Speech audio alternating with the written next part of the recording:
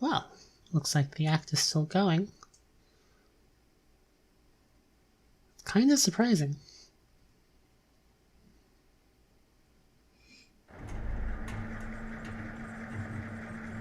And now we're at Salmonitis.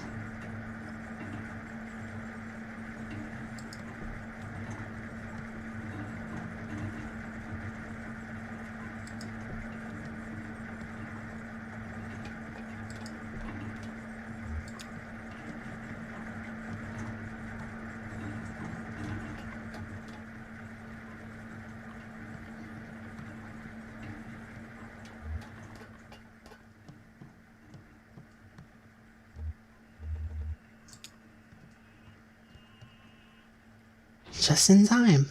We've already finished eating, but we're about to place its go order for Clara. She's back on board, getting ready for her show. Take a look at the menu. I'm sure there's something you'll like. Ida's a bit of a local celebrity. For her cooking, I mean. Hey, Ezra was just talking about you. He's around the corner playing a video game. Maybe go let him know you two are back? Or... where's the old man, anyway?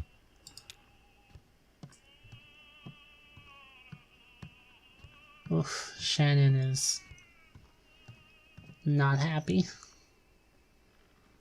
Aw, bad luck. You'll get it next time. Hey, got a quarter. He's almost got this. It's true. Sure, I have 1 quarter. Thank you. So, where's... They took him. Damn. Yeah, he really got himself in a situation there. Yeah. I'm gonna go sit down. Cool. The food is good here. I think everyone else is finishing up, but you could probably get something to go. Alright, Claw Maestro, let's give it another shot. So, let's see what's on the top of the pile here. There's a stuffed octopus, plastic bag full of clamshells, cowboy hat, and some big headphones. That octopus has a leg wrapped around the boombox underneath it. The shells are pretty clear, but I don't know if the claw can really grip the bag well. The cowboy hat is in the corner, so it might be kind of tricky to tell if it's wedged in or not.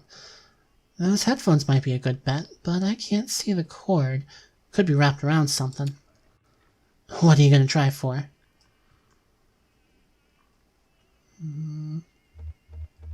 I can get the octopus. Wow, alright. I admire your confidence. Okay. When I put this quarter in, you'll have about 8 seconds to grab your prize. The octopus is square in the middle. Let me know if you need help lining it up. I've got a slightly different view of the field from up here. Ready? Here we go. Johnny inserts the coin and the machine awakens. 8. The claw hovers in the front left corner of the machine. 7. Halfway along the left wall of the machine.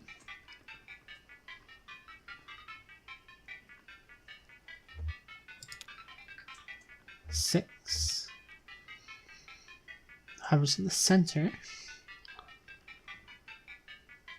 Let's ask Johnny what he thinks. Yeah, looks good to me. Go for it.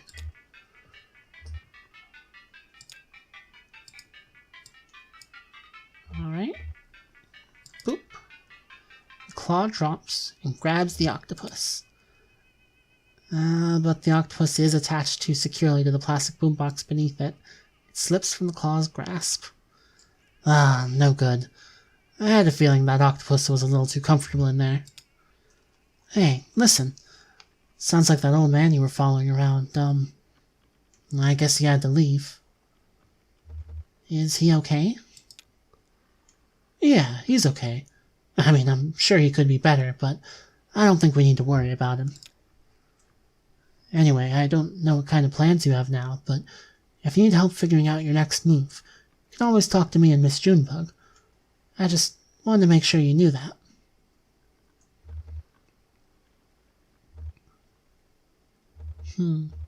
I don't know what I'm going to do. Me neither. You're in good company. Hey, maybe we still have time to poke around this place a little. They have some pretty wild stuff in here.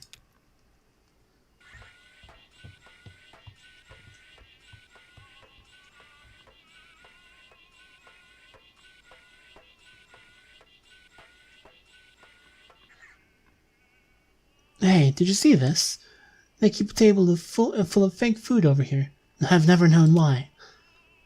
Actually, I think it might be real food coated with shellac or something. Preserved. Oh, and look, this tentacle-looking thing is half-eaten. This is someone's meal that they didn't finish. I dare you to take a bite. You first. Okay. Well, hold on, I'm just kidding. If Sam and Ida preserved this half-eaten meal, it must have been pretty important to them, right? Maybe it belonged to someone they care about, like beloved uncle had a mid-meal stroke, so they kept it in his memory.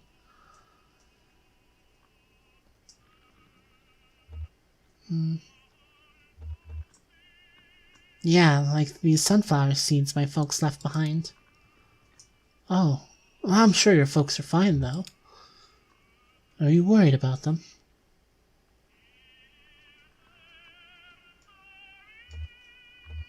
No, they're gone. There's nothing to worry about. I just miss them. Okay. Well, I don't know what the deal is with this table, but sometimes people do weird stuff because they miss someone.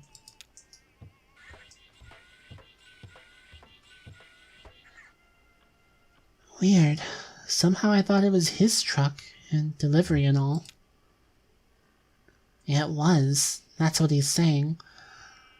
But he gave it to her. That's what she's saying. But he gave it to her before they took him away. But you're going to deliver it anyway? Why?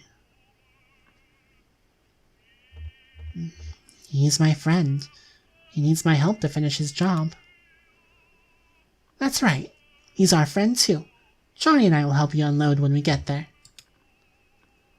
Lift with your legs, Cricket. Yes, ma'am.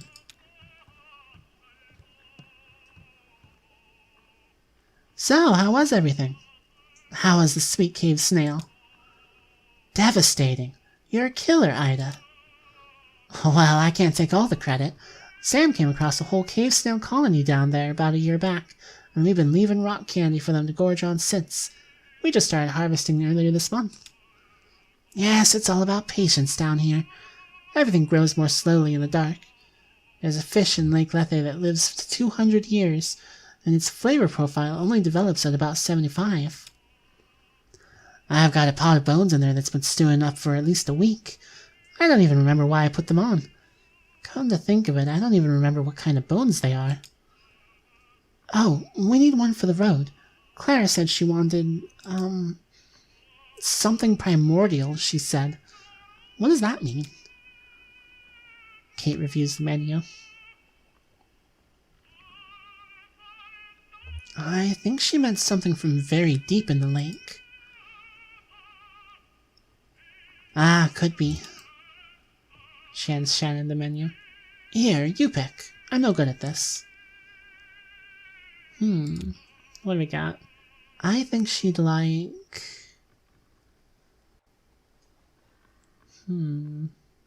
Poached squid, beef and squid gumbo, cedar plank cave fish with herb red pepper crust and butter sauce. Let's see what else we got. Turn the page. Grilled barnacle wrap, basic steamed mussels, blind salamander, and broccoli fritters with banana sauce. So many choices. Smoked crayfish spread with New York toast, mollusk log, crabs with pickled shallot mignonette sauce. got a achievement. Balsamic spinach, blind prawn and cauliflower cakes with Cajun remoulade, old shrimp with rice and squid. I wonder if these are being randomly generated like the drinks were. Maybe... Blind salamander hot pot. Let's go with that. Good choice. Your friend will love it. I'll have that right out, sweetie. Ezra leans over the table and carefully examines the preserved food and drink.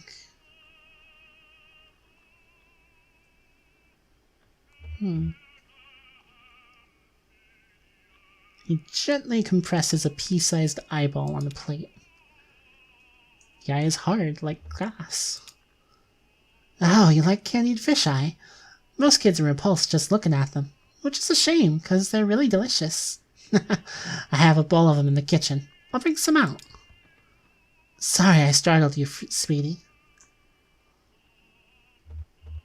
Whose food is this? This is the diver's table, and this was the diver's meal. This food is about 15 years old. It's true. Things were different then. Nobody came to eat here. We were fighting just to keep the lights on. Sam, my husband, Sam, was depressed. He couldn't catch anything. That was part of the problem. Most of what we served was shipped in frozen or dried, and I just threw it in the fryer. We've both come a long way since then. Well, 2 young men came in for dinner. Seasoned divers, they said, over 10,000 hours between them in Lake Lethe alone. They'd been out all day, salvaging parts from a riverboat wreck, and had worked up a fierce hunger, they said. They ordered the whole menu without even looking. It was a short menu in those days. I sat them right here and went back to the kitchen. Sam was at the next table doing a Sudoku and drinking malt liquor, his usual routine at the time. An hour later, I was cleaning up when Sam came bursting into the kitchen.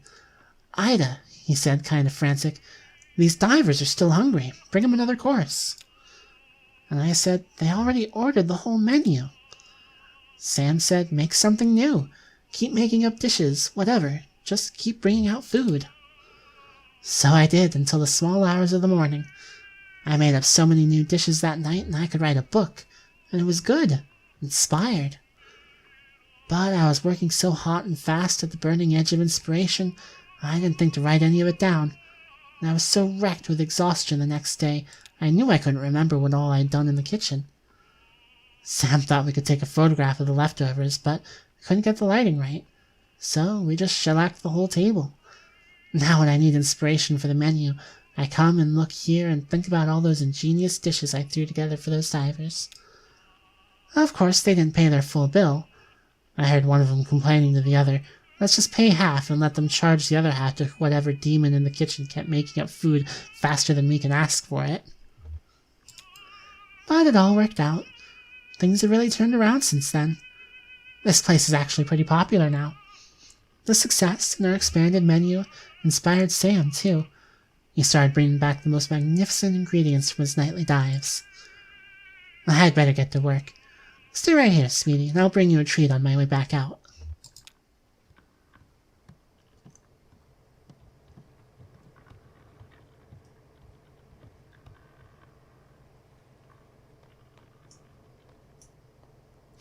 Oh, speaking of dives... Look who it is. Well, buddy, I guess you're the catch of the day. One and only. So, what are you? You look like, well, some kind of eel, I guess. Kind of a mopey little guy, huh? Yeah, I can see it in your eyes. You smell like... kind of dusty, dry. Where the hell have you been swimming? Skin feels like sandpaper. Well, she'll figure something out. I think I'll call you... Curious Eel. Welcome to Sam and Ida's, the one and only Curious Eel. I hope you enjoy your stay. I mean, not too much. Have you ever seen a creature like me before? You're pretty far down there. I wouldn't be surprised if I'm the first, except there were 2 divers who went before me long ago. Maybe that was before your time. How old are you, anyway? I wonder. They ate here once, back in the bad old days. 2 young guys. Could have been brothers, maybe. I was over in the corner with my coffee and crossword. I hadn't been able to catch a thing, so I'd have just fried up something from Frozen. Well, these guys were hungry enough to eat it, and ask for more, and they did at least as much talking as eating. See, like I said, they were divers, and like I said, they might have been brothers, and they had a kind of rivalry going between them or something. Ida was about to write up their check, but I slipped calmly and quietly into the kitchen for a minute and told her to just keep bringing out food.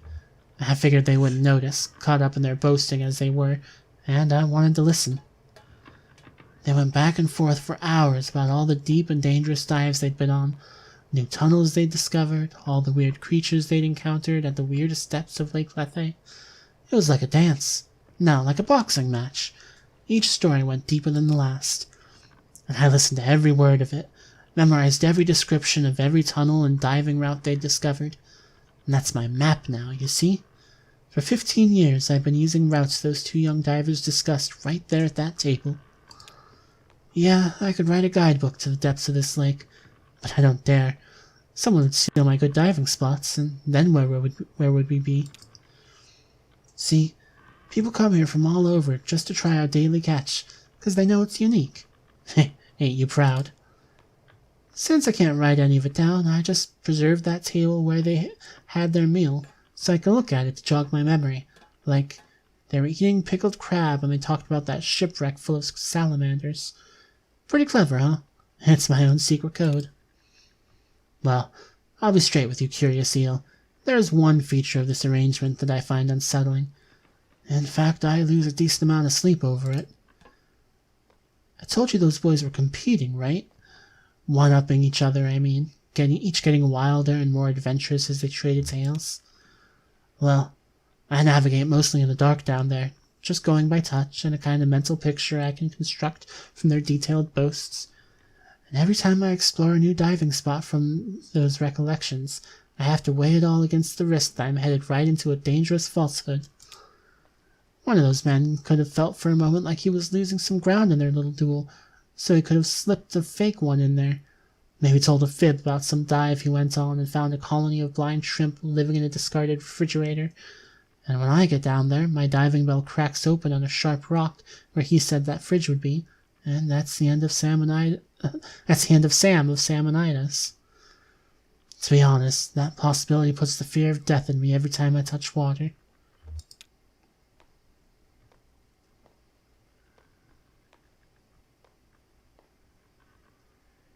Hey, Sam. Good haul tonight. We'll see what she can make of it. Yeah, pretty good, I think. I had some trouble down by the narrow tunnel. Some kind of fast-growing freshwater barnacles just about sealed it up. I picked away for half an hour before I gave up and went around the other way. But I got the catch of the day. That's the important part. That's what people travel for. What's the catch today? This here's a curious eel. Mopey, sandpapery old eel.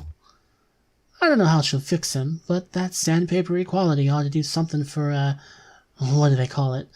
Mouthfeel. Will you stay for a drink? I've got a dark rum that goes well with coffee. I think we're about to leave, but thanks. Just passing through. Hey, aren't we all? Oh, she's got your food ready. You all enjoy your meal, all right?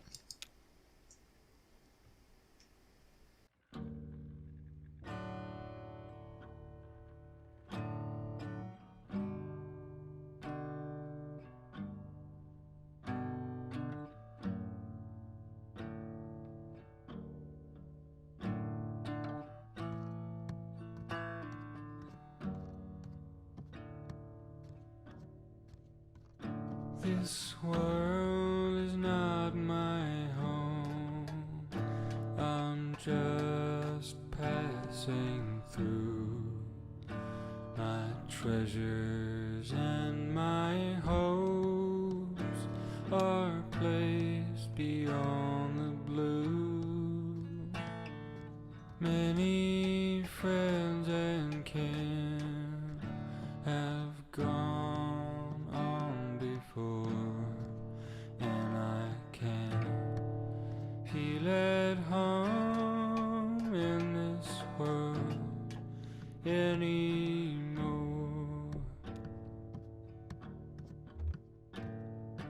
Oh Lord, you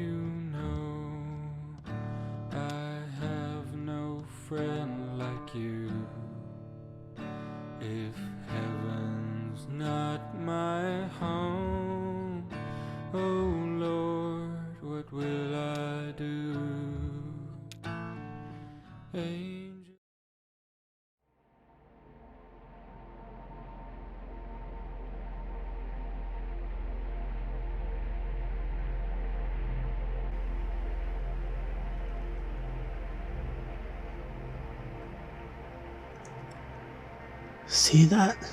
Just looks like a swirling mess of garbage, doesn't it? Well, that's what it is. I don't know why trash seems to collect right there, of all the spots on the lake. It's always been that way. Everyone just navigates around it, like it was an island or something. I think I see some desks and chairs swirling around the edge there. Those all-in-one desks, like they have in schools, if I remember right. It's been a few years since I saw the inside of one. Those must have washed down from somewhere. I've never known there to be a school on the lake. Oh, there was the Gemini School of Beauty. It was run by sisters, Cassie and Paula, indistinguishable except for their haircuts, but I wouldn't think they would have used desks like that. We used to stop there almost every night to let someone off for a cheap haircut. Student stylists, you know. They spared many a sailor from the pain of a botched do-it-yourself do. But I guess they got in deep to the power company. Those blow dryers and curling irons burn a lot of coal. It's a shame they had to close down. The haircuts are gone, but the hair keeps growing. Yeah, this cluttered place makes a decent local museum. It's as good a history as I could ever tell. We arrived at a small houseboat neighborhood that sometimes hosted concerts for the pleasure of its residents, where Clara was scheduled that night to perform.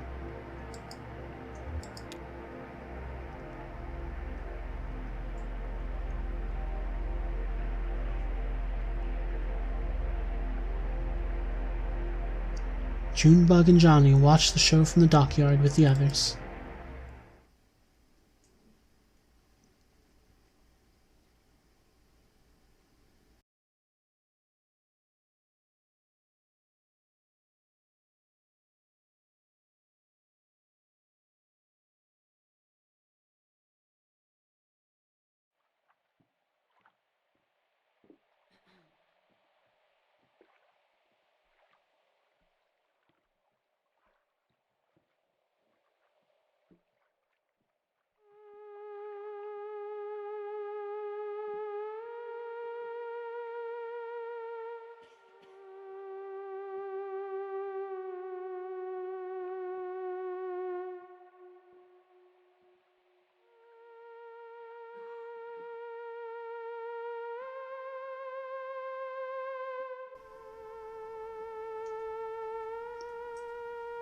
Oh. I remember this. I told you so. Yeah, you don't have to say it. Only because it's always true. She played at the flower shop. Cyrano opened. He was having trouble with his tape machine, so he just droned out on the lap steel. He got really into it, and he went on for like forever. Everyone was falling asleep. Not everyone. I remember the air was warm, perfumed. You were playing with some petals you found on the floor, and I was looking at the ceiling. I remember the ceiling was glass. During the week, that room was a greenhouse. I don't know where they put all the plants when they had bands in. Maybe outside if the weather was nice. It was nice that night. Warm, smelled like spring. I remember the folding chairs. So uncomfortable, but I guess it was their only option. They had to pack everything up during the week so there'd be room to display the flowers. Wow, look at Ezra. He's wrapped. Yeah, he's really into it. So, we were talking about him earlier at the gas station. Sure, I haven't forgotten Cricket. Cool, yeah, I know. Any, what do you think about Ezra traveling with us for a while? We were in the back. Passing messages in code. We used a code of our own design, inscrutable to observers, transmitted by...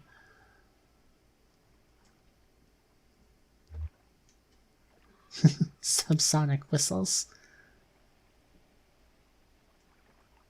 You told me a joke. It was the one about the prisoners exchanging dirty moonshine recipes. I told you the one about the 3 bears in the outhouse.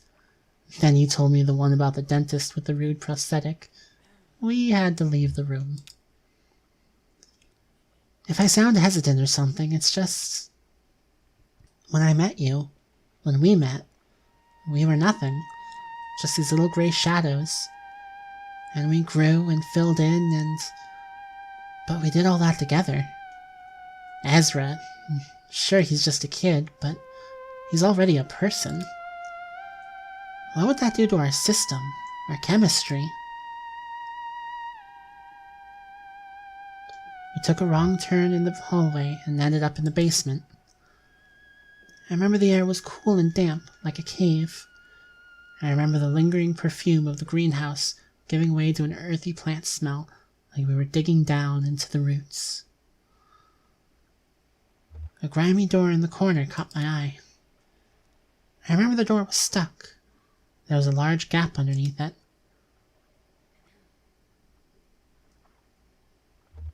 I shined a light under the door. Through the gap I could see brightly colored paper.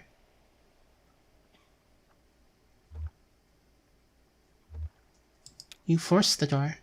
It wasn't as stuck as we thought. It burst open and we fell through. Hey, I got the masters for the new record back from Lazar.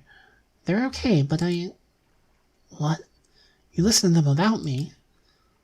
You were at the pet shop. I didn't think I could tear you free. Oh, okay.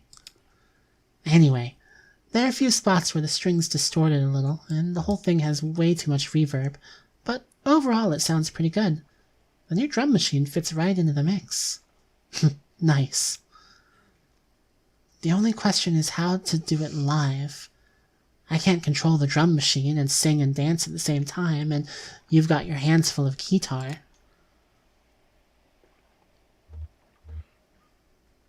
We switched on the lights. The room was crowded with colorful wreaths for births, quinceañeras, weddings, funerals. Celebratory wreaths, but there was something kind of sad about it. We got back to the greenhouse just as Clara was tuning up. She relaxed her shoulders, took a deep breath, raised both hands into their precise positions, and the room started shaking. Clara hit a note that made the glass rattle in sympathy a perfect 2 octaves lower. She looked like a sorceress, tearing down the building with an effortless wave and incredible focus, coaxing the empty air into some kind of moaning, rattling demon. That's the thing about the theremin. It's the only instrument you never touch. You could see a wave of concern propagating through the greenhouse. People looking up at the trembling glass ceiling, looking at each other to see if anyone else was worried, trying to catch Clara's eye and discern if she was doing it on purpose or not, if she were really trying to bury us all in glass. I'm just saying, maybe we could use a third pair of hands up there. Oh.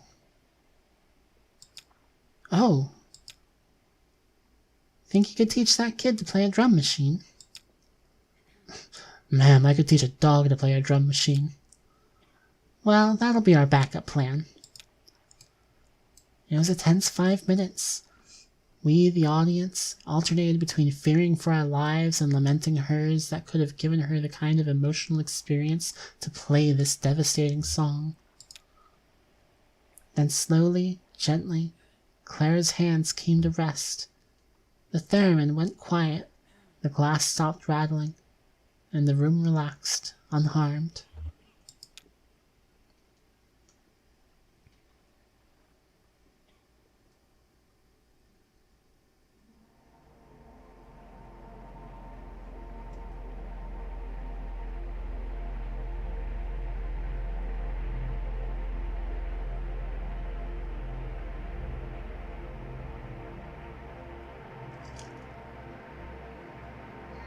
I met a photographer once. I mean, one in particular. She even took my portrait. I can't imagine why. She said it would immortalize me. That was a metaphor, of course. She meant I'd never be forgotten. As she was disembarking, not from here actually, the film fell out of her bag and was borne away by the currents. I was working on deck at the time. She shot me a sad, apologetic glance, but I wasn't bothered. It's no shame to be forgotten.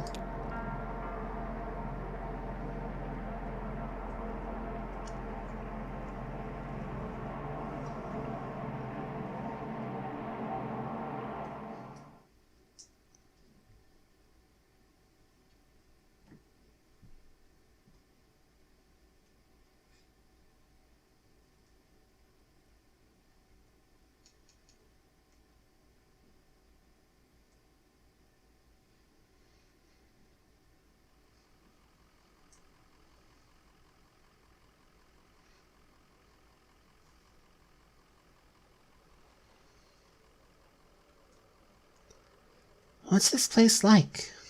Dogwood Drive. It's in a small town, or... I really don't know. I've got the manifest the old man had in his truck here. Lissette's Antiques, mail order delivery, no return address, shipping address 5 Dogwood Drive, packing list. And then it's just numbers. I guess the inventory numbers of the antiques he was supposed to be delivering. Anyway, I'm glad you're coming with us. Yes, I'm always eager to see more of the country, and I enjoy the company. I'll have to find a bus or a train to get on to Nashville by evening. Well, they have buses everywhere, right? Or hey, I could drive you to Nashville. Seems I have a truck now. Only... how are we going to get it up these stairs? That's quite a staircase.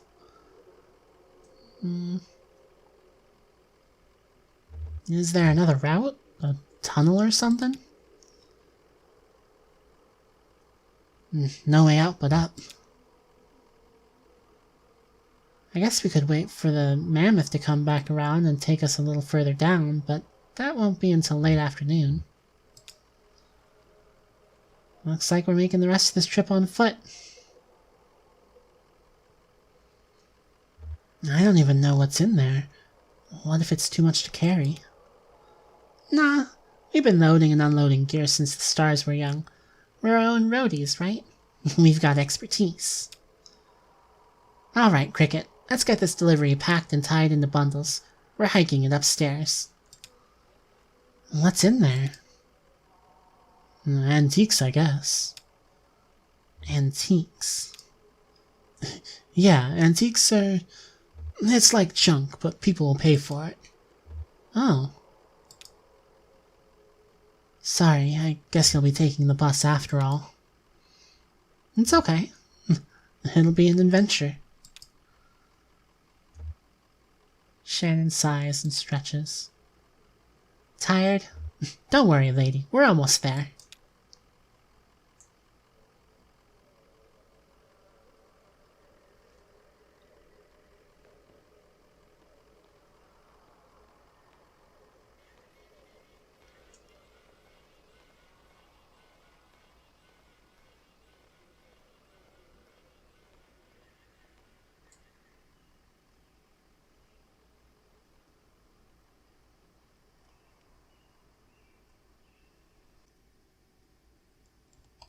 End of Act 4.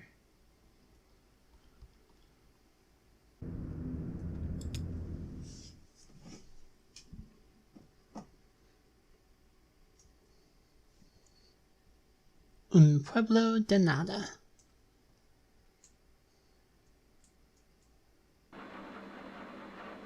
Right.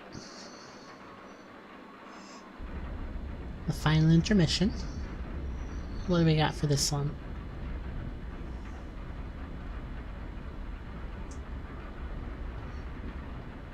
Rainstorm.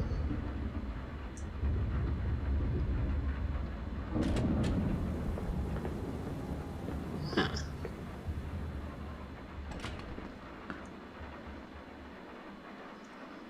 I'm not late, am I?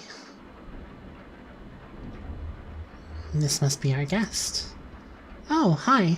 You must be, Oh, sorry. I'm Maya. Right. The traveling artist. Welcome. I'm Emily. I, work here. Great. Rita says you're the producer. Oh, did she? I guess so. I do a little bit of everything. Yeah, I know the feeling. You weren't around earlier at the lunch thing? No, I don't live in town. I just come in to work on the station. Really? That's quite a hike, isn't it? I know some shortcuts. Oh, okay. I should make sure she's comfortable.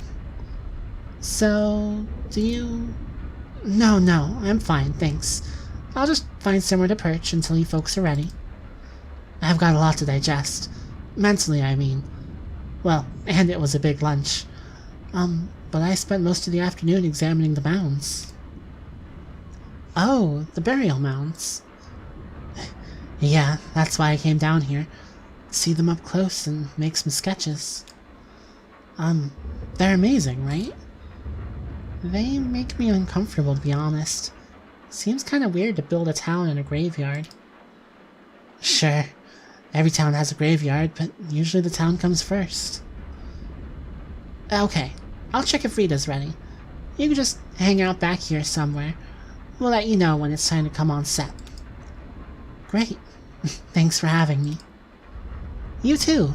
I mean, you know what I mean. Why am I so awkward with visitors here? Just used to seeing the same 12 people day in and day out, I guess. At least the floor is staying dry. My left boot has a hole. Oh, interesting.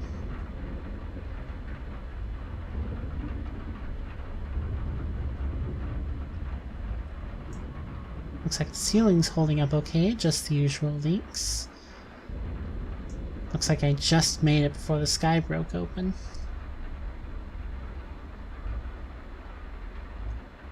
Ben and Bob working on a project.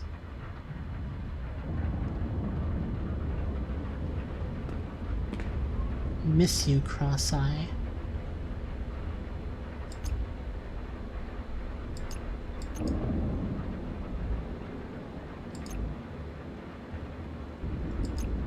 Okay, so we can click on stuff and it, if it gets any worse, we might be stuck in town tonight. Found that radio in the woods a week or two ago. I cleaned the circuits with rubbing alcohol and left it in the sun. It seemed like it was working okay again, so why are they taking it apart?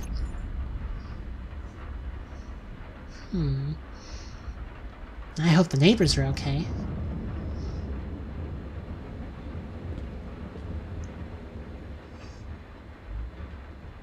Time to start the show. Let's not get that started quite yet.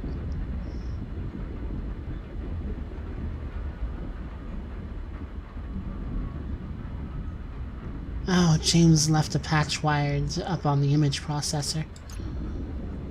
Nice. Maybe there'll be time to play with it after the show.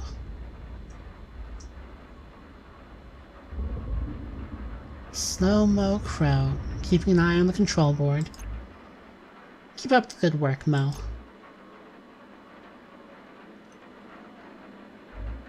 Video databank. It used to be on the other side of the room, and the couch was in this corner.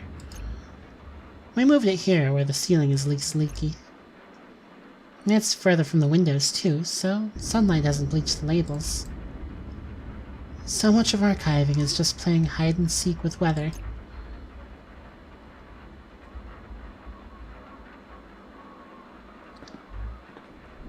Alright, Cyrano's here to help with the weather report. Hey, we've heard about this guy. And that should be cool. Elmo gets a lot more into it when he has some noise to vibe on.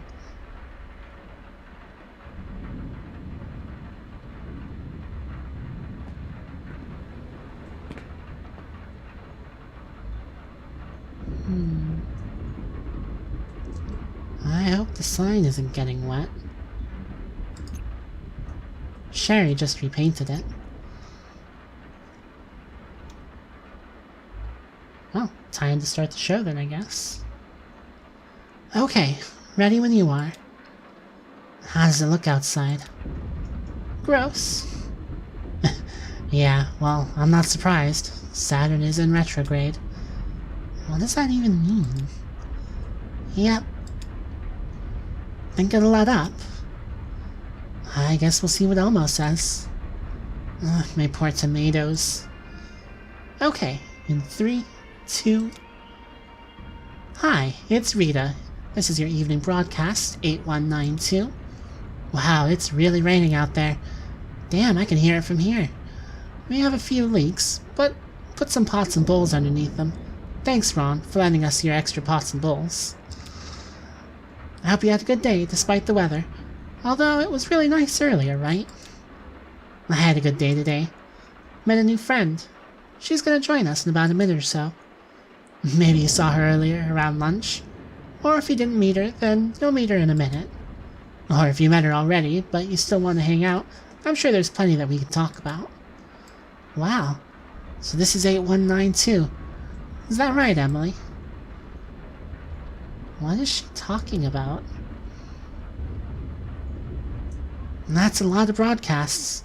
I came in around the 5s, so I've only been around for half of them. And back then, in the 5s, let's see, I did Night Noise, and we had the Swap Show, and the Bird Show, and people were just coming in and dropping off tapes all the time, and now, well, now it's just the evening broadcast.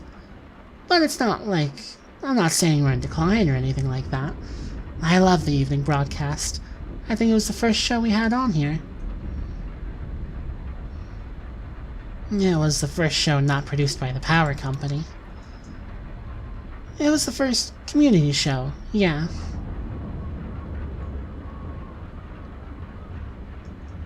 That nasty paranoid propaganda. Technically, the first broadcasts were Aunt Connie. Not worth remembering. Yeah, so it's the spine of the station. Or maybe it's the heart. Or is it the skin? What part of WEVP body do you think this is? Why don't you come on by and tell us about it? We're going to be here for another 30 minutes or so. Or if you don't want to brave the storm, you can always give us a call. Same number as always, 270-216-5556. Okay, so we're going to start with a tape. This is an old one of mine, but maybe you haven't seen it. Or if you've seen it, it's been a while, so maybe you've forgotten. Shit. That's not something you want to hear in the middle of a broadcast. What? She asked me to queue up her tape. Un Pueblo de Nada. Where is it? I don't know. It's probably still shelved. I'll find it. Ron silently mouths a thank you. Well, let's take a look. Rita's tape should be on a shelf back here.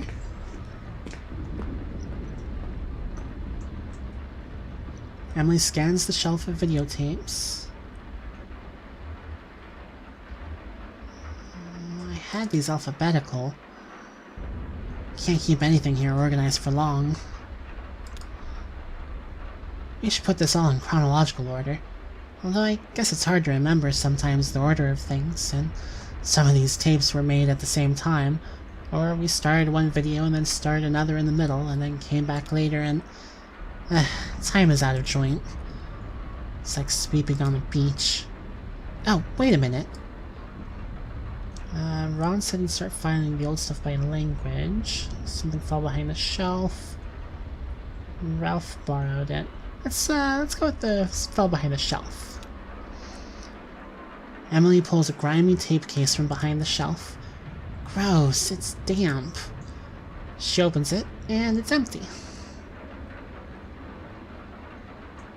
Let's go with, maybe Ralph borrowed it. Here.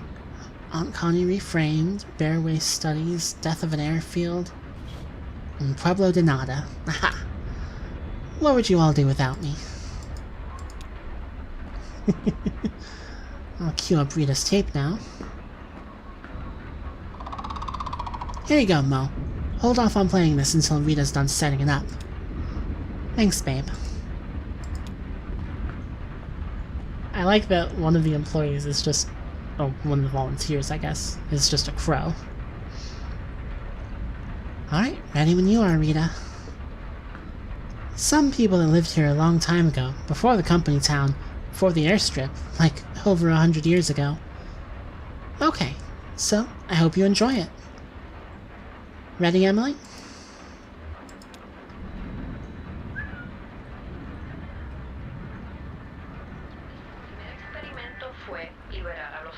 I wonder what Maya thinks of the doc. This is cool. Have you seen it before? Is she being genuine right now? Just making small talk? I should say something nice. Yeah, it's something else. You don't sound convinced. It's not a bad way to learn about history, though. I helped Rita edit this. It took us all of a week, coming in here after the day's broadcasts were done, with the night loop running in the background. We'd play her narration on cassette and write down times, then scrub frame by frame through the video and try to cut it just so. Excruciating. It is history, right? Or is it just a story? It's a good tape. It's good to have a portrait of the people who used to live here, and it does a good job of communicating who they are, what they did, and what they were like, I think. People should know. Community shouldn't just disappear, even when it disappears. Or is there even a difference? Although, now the table's just here, on a shelf. Every once in a while we dust it off and it shuffles around the airwaves again like an old dog. Sorry, did I say something wrong? Oh, no. I'm sorry. I just have some weird shit going on in my head tonight. Know what I mean? Sure, it's okay.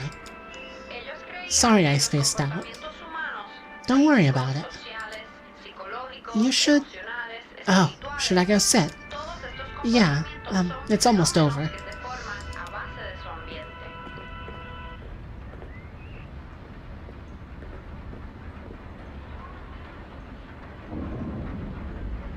Next up is Maya's interview. So, where are you staying tonight? Here in town. Oh, good. Yeah. Even before the storm came in, I thought it'd be nice to get some rest before the long hike back to the highway. Ron offered his... loft? What? He said I could sleep in his loft. Oh, honey, he's talking about his barn. Ron, nobody wants to sleep in your barn. Ron just shrugs. It's not haunted. But it is haunted. Bob got some pretty clear voices there on his tape recorder. He wanted to have a seance, but couldn't round up enough brave souls to go all the way around the table. You'll stay at my place. Oh, thanks. With that storm coming, I should probably find somewhere to stay out here tonight.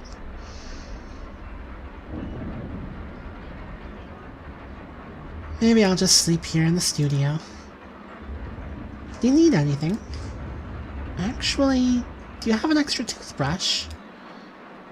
It'd be nice to sleep under the stars. I think I do, actually, yeah. Oh my god, I've been in the woods, you know. Right. I actually used a twig this morning. Kinda chewed one end. No stars tonight, though. I've done that. Really? I'm disappointed. I thought I invented it. Even better, you can chew on some pine needles. It really freshens your breath. I mean, it's not perfect. Wow, that's roughing it. Just close your eyes and pretend, I guess. Right, exactly. And even then, it's just not the same as real toothpaste. Do they know we're rolling? Emily waves to Rita. Oh, okay. Hi, so I hope you enjoyed that video. Like I said, that was from, like... It's several years old. I can't remember exactly. I enjoyed it very much. Oh, thank you, Maya. What's next? Well, I brought in a tape. Oh, okay. You good? All queued up. I'm gonna check on the boys.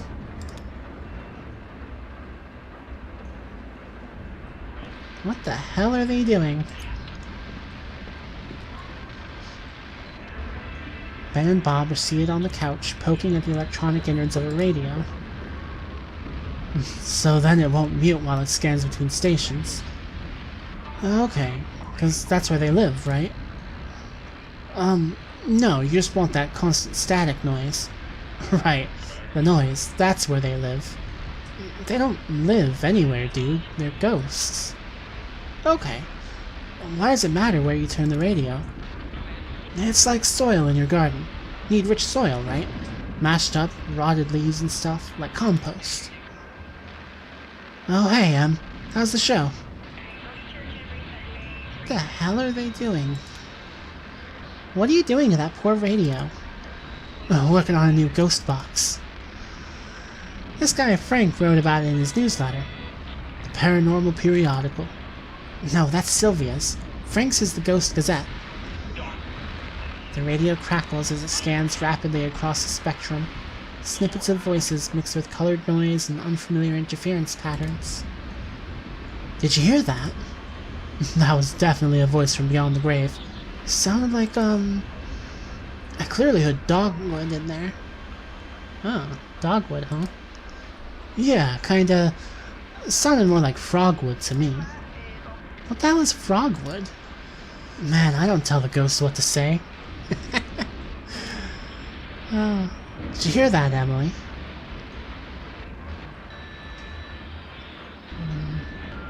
I didn't hear anything. I should play along, though. They've been working on this for a while. Could have been either one, yeah. I guess it doesn't matter. The ghost voices don't really come out until you play back the recording later.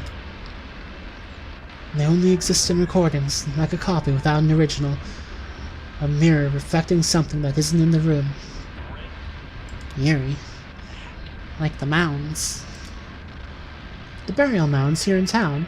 You think they're haunted? No. Or, sure, probably. But I meant, they're like the reflection. The people who made them lived hundreds of years ago. That whole society is long gone, and now we just have these lingering echoes without any trace of context. Yeah, that is kind of eerie. So the ghosts speak and we can't hear it, but the tape recorder can hear it. Is that right? I don't know. Sometimes I think it's more like the recording itself is a ghost. Like, that's what ghosts are. Recordings of events that didn't happen. And something keeps leaving new marks even after it's gone. False memories.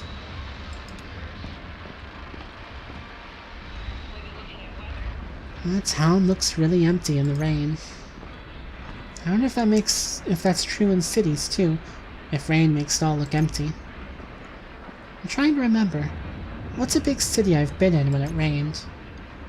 Oh, Chicago. Downpour on Western Avenue. We took shelter in a gas station. Does it just look empty because everyone stays inside? No. There's something uncanny about a town in a thunderstorm.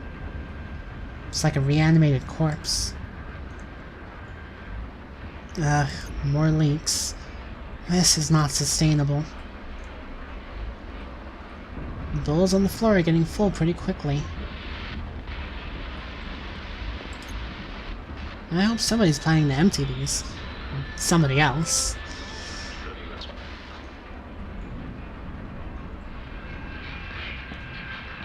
James has been working on this circuit diagram for a while now.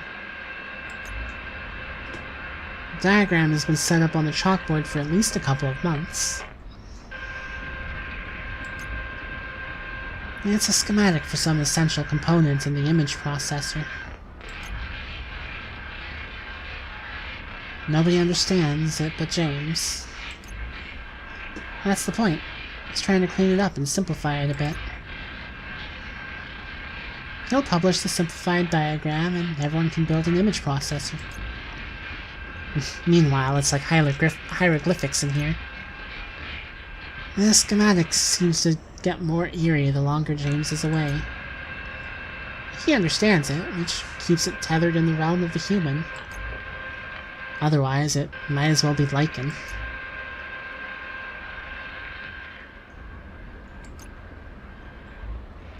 I love the oscilloscope. You can plug any signal in here and it shows up on the screen. Sound waves, video signals, even just a weak electrical signal with no other purchase on the senses. You can usually inspect electronic sounds that are usually too low frequency to detect. Sometimes it takes a little tuning. James used this to show me the guest in our wiring here in town. There's a low hum, barely even a hum because it's too slow to be audible. A slow, gentle oscillation that offsets every other electrical signal in town. James hasn't been able to figure out what causes the hum, but it's okay. It's too subtle to cause any real problems for us. It's just there.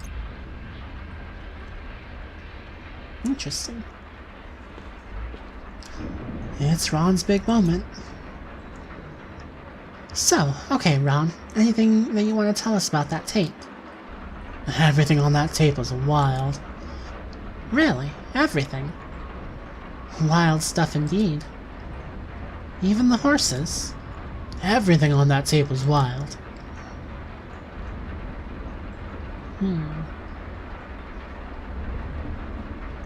I bought some forged folk tapes at a yard sale once.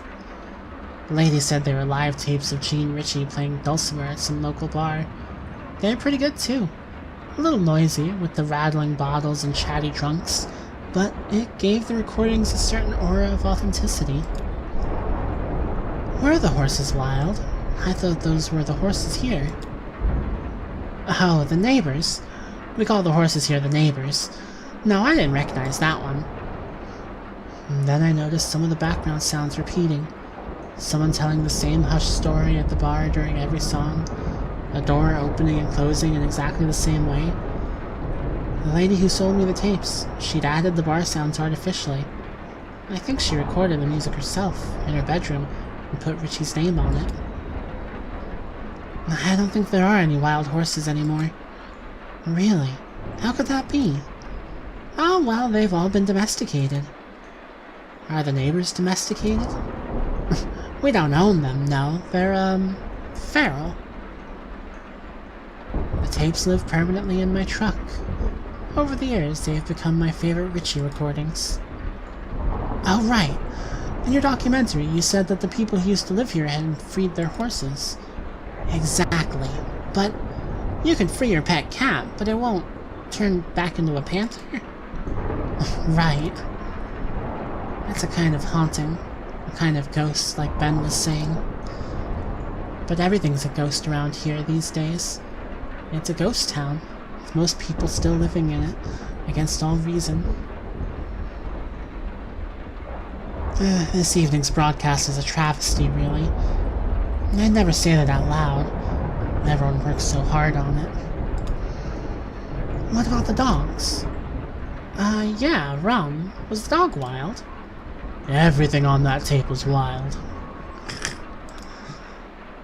But it's a little perverse that this little community news program goes on strong, while the community itself is barely hanging on.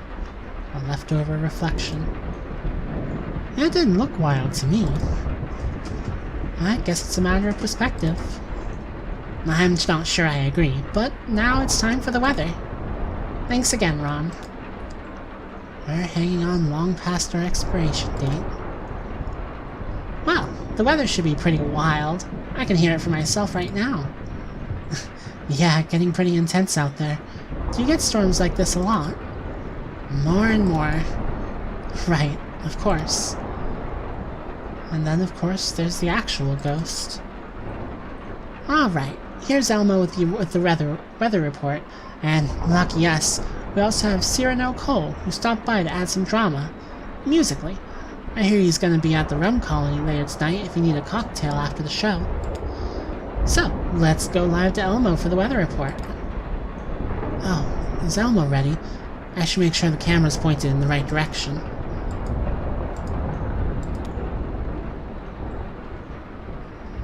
Oh good, standing water on the floor and a hole in my boot. Cool, my socks are getting wet. I love to have wet socks. Looks like the ceiling panels are swelling a little. Is that really happening? Are we about to get drenched?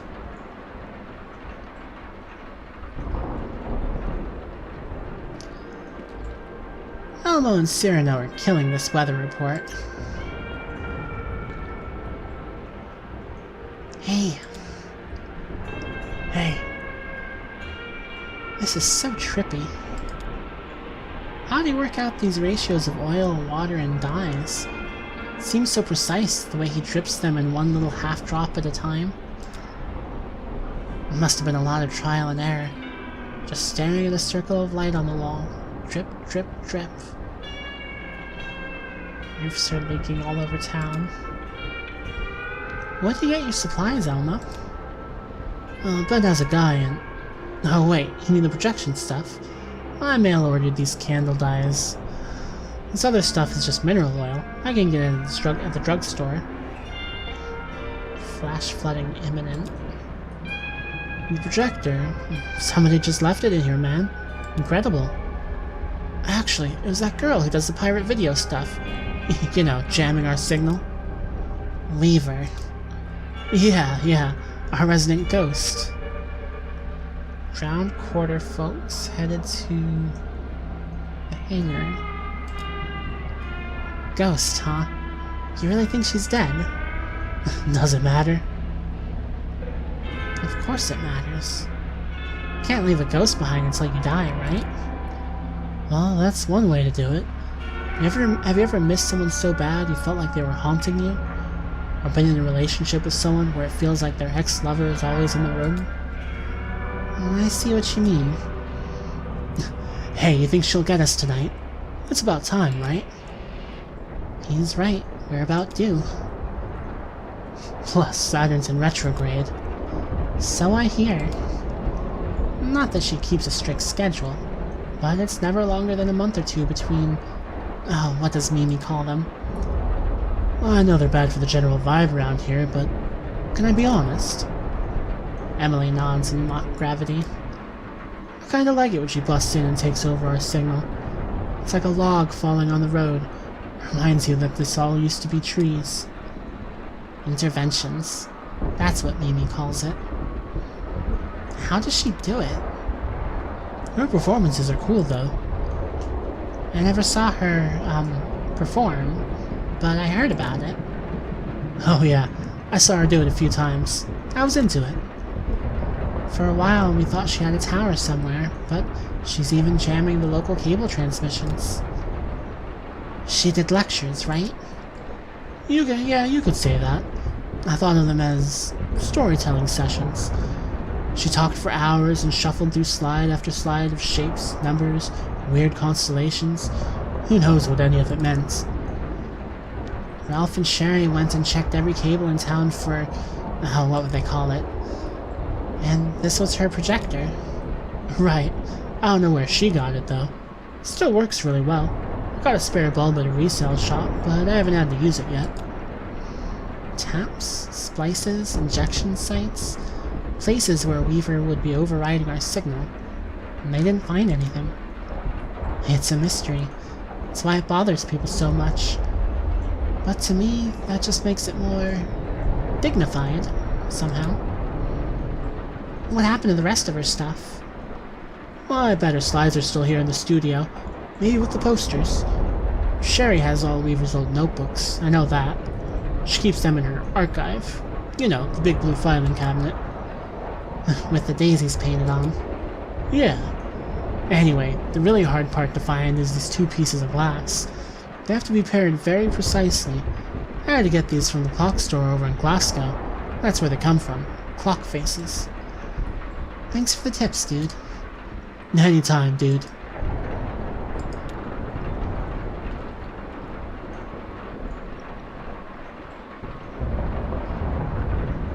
Back to you, Rita.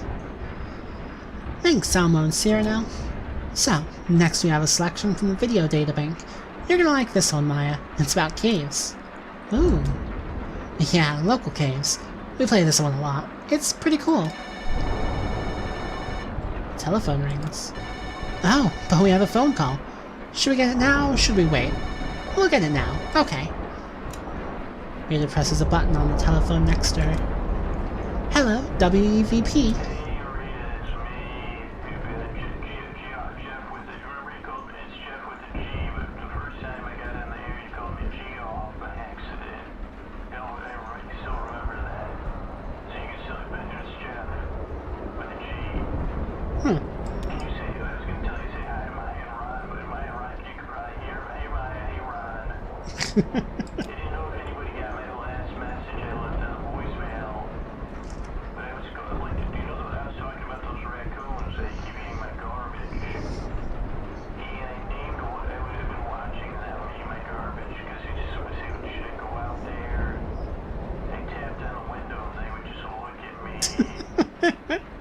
Wow. Looks like it gets some actual voice acting for the first time. Hope you all packed a lunch. Sounds like this is going to be a long one.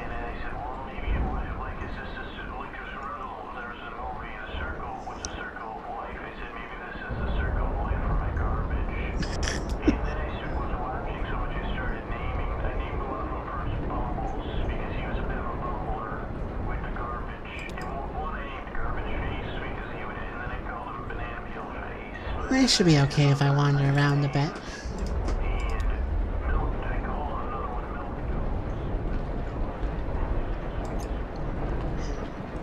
Hey, babe. Click and chitter from Slow-Mo Crow. Did you know, Reaver? Enigmatic caw. Oh, really? Was she nice to you? 5 or 6 chitters and a caw. Well, that's good to hear. You make her sound so normal. Talk to anyone else and it's like she had a second head. One of our little mysteries. Like the out-of-towner. Oh, really? Did you know him well? Wow, I had no idea.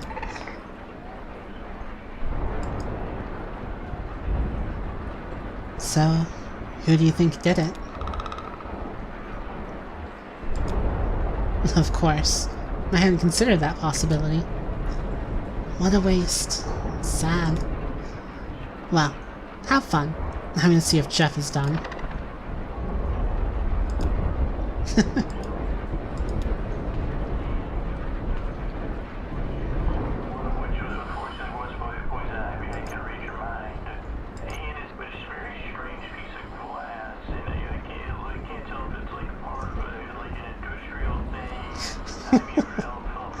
What is this guy going on about?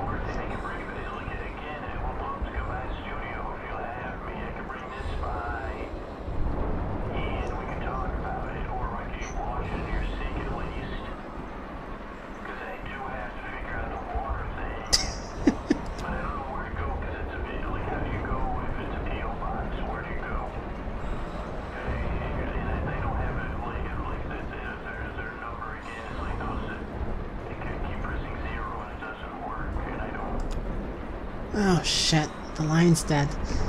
The phone lines are such a mess up here. Hello? Is that the storm? Or was it the damn phone lines? Man, they're really flaky. Business as usual. He has a really soothing voice. That's Jeff. He's a regular caller. He's asleep. Maya indicates Ron has fallen asleep in his chair. Oh, well, let him sleep. Okay, well, let's play the tape. This is cave art. It's classic around here. I'm excited. Looks like Mo's got this one all queued up. Way to go, Mo. I should let Maya enjoy the tape.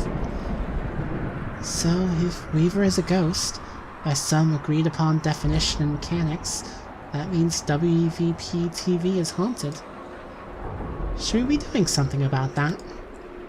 Aren't you supposed to, like, have an exorcism or something? I mean, you can't just leave a place haunted. That would be negligence. I'd miss her, though. I guess there are good ghosts and bad ghosts. Like spiders. Good in the garden, bad in the shower. Oh. A loud crashing noise from outside wakes Ron up. What the hell? What was that? Well, I'll check it out. Yikes. Should we go help? Oh no, he's... Oh, the tape is over. What'd you think? That was great. Yeah, I like that one. I kind of... Oh. That sounded pretty close. Oh no. Is the power out, or just the lights? I don't know, it's... I'll take a look. Maybe a fuse blew on a relay or something. Some scared rat chewed a wire. Abandoned ship. Just kidding. Guess I'll take a look around and see if anything's smoking.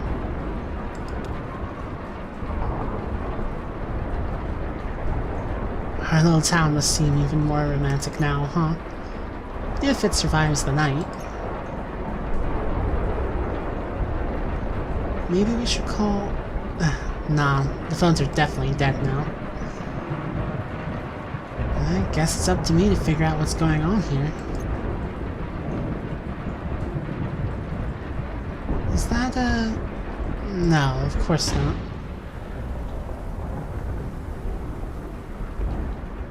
Lightning flashes in the dark make it look like a slideshow out there.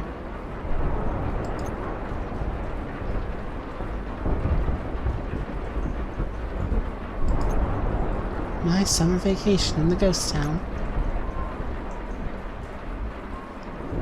They're still picking away at their project, in the dark, as the storm bears down on us.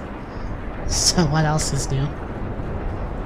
That's this whole town, just whistling along on its way to the grave.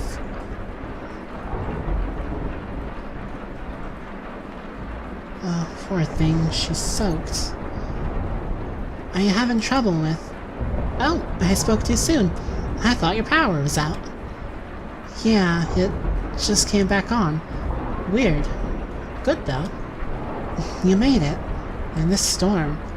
Oh, I'd never miss the evening broadcast. To be honest, it's the only time I get to share my work. I wonder how many people even tune in at this point. Is she just reading her poetry to us here in the studio? Sure, of course. That's great. What happened with the power? That was weird, right? The power?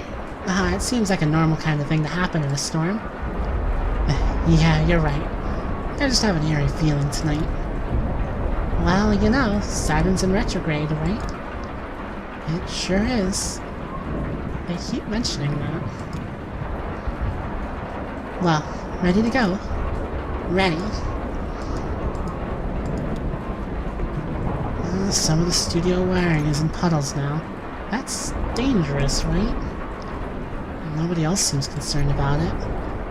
Okay, I'm just gonna pretend I didn't see that. Oh, this ceiling is falling apart. Doesn't bode well for the roof.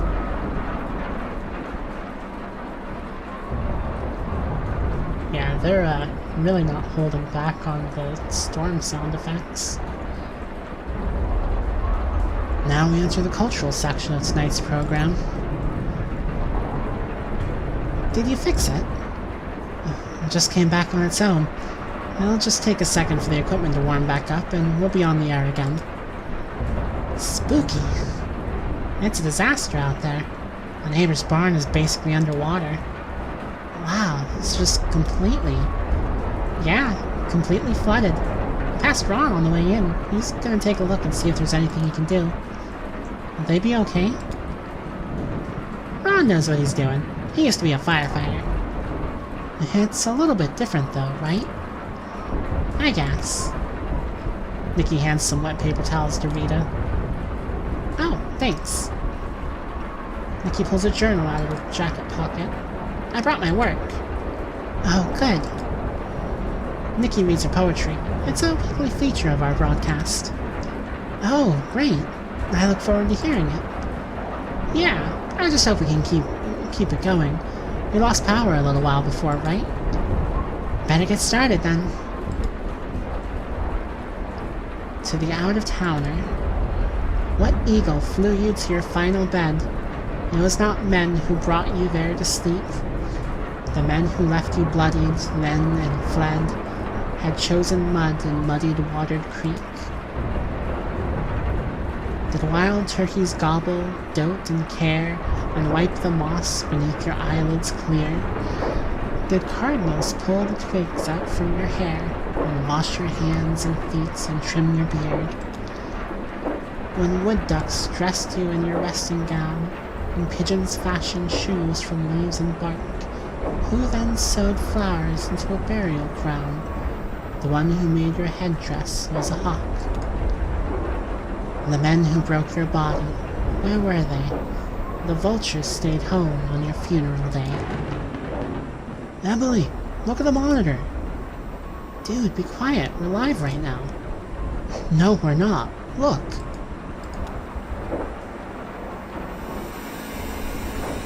That's not our broadcast. Damn, there she is. Elmo was right. What's wrong? It's her. Weaver. Oh, really? Tonight? Sorry about this, Maya. What's going on? Local prankster.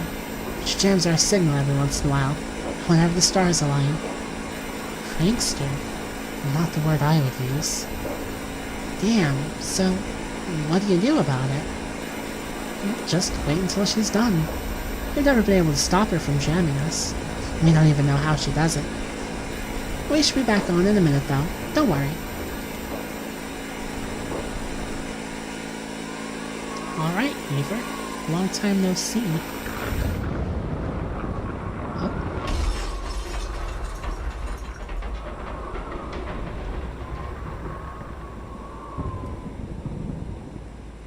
Well then.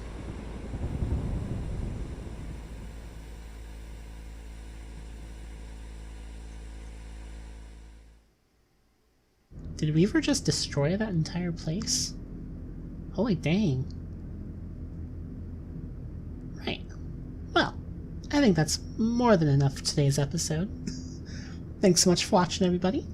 Be sure to join us next time for the final act.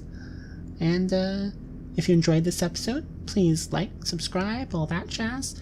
Check down in the doobly-doo for links to places to throw money my way.